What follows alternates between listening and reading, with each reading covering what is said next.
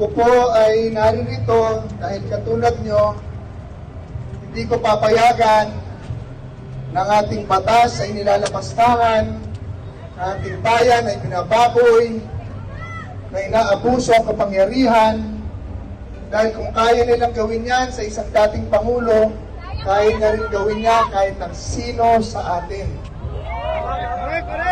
Ang ating bansa ay isang malaya at demokratikong bansa. Malaya tayong magsalita, malaya tayong mag-isip, meron dapat ditong katarungan, at hindi tayo lumikha ng gobyerno para abusuhin tayo. Mga kababayan, ito po ang panahon ng paninindigan. Yung hindi kayang gawin ng mga politiko, ng mga congressman, dahil sila ay nasusuhulan, dahil sila ay natatakot na mawalan ng pwesto, gawin na nating mga Pilipino. Tayo na ang mananawagan ng pagbabago sa ating bayan. Sige sila mga Marcos! Mga kababayan, ito na po ang panahon. Kitang-kita po natin ang lahat ng mga pang-abusong ginawa sa prosesong ito. Meron tayong korte sa Pilipinas. Walang ICC na kailangan dito. Yan pong ICC ay ginagamit sa mga bansa na walang tumatakbong korte. Dito meron tayong mabagal na korte, pero meron tayong korte. Kung tayo ay lilitisin, dito dapat tayo lilitisin. Pag dinala po nila roon ang Pangulong Duterte, dun sa Hague, sila na po at rules na nila ang maglilitis doon. Wala na tayong pag-asa doon. Kaya kung lilitisin ang Pangulong Duterte, dito nila litisin. Ang ating mga kapulisan ay inilagay dyan para ipatupad ang batas. Hindi para sumunod sa mga maling utos.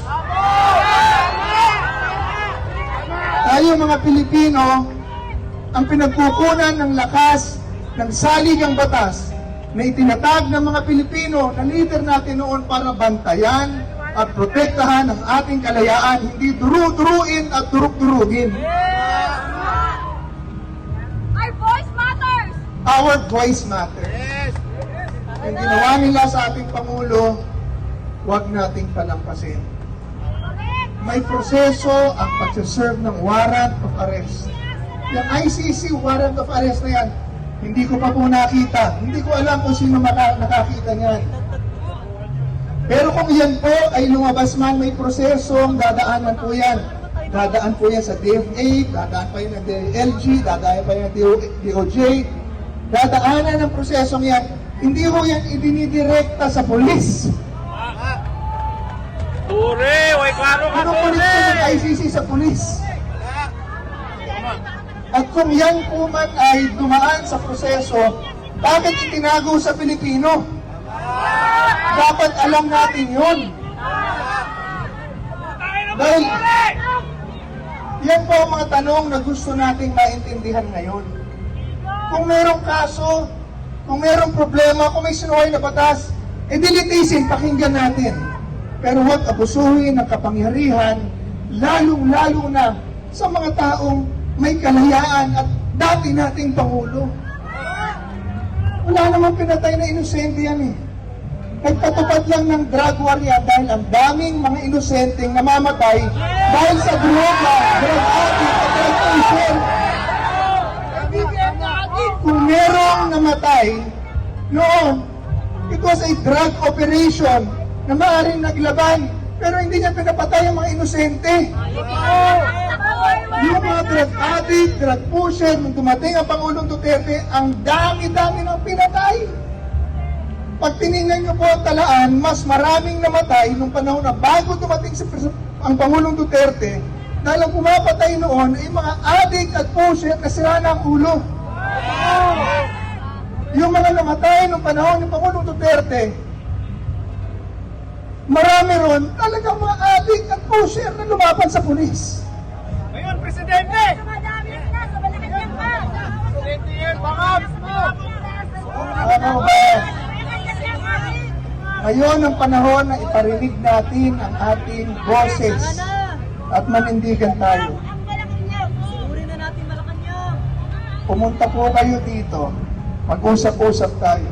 Yes! Pag-usapan natin ano ang dapat natin gawin, ano ang tama, Malacanang! Tara na! ano ang gusto ng Pilipino,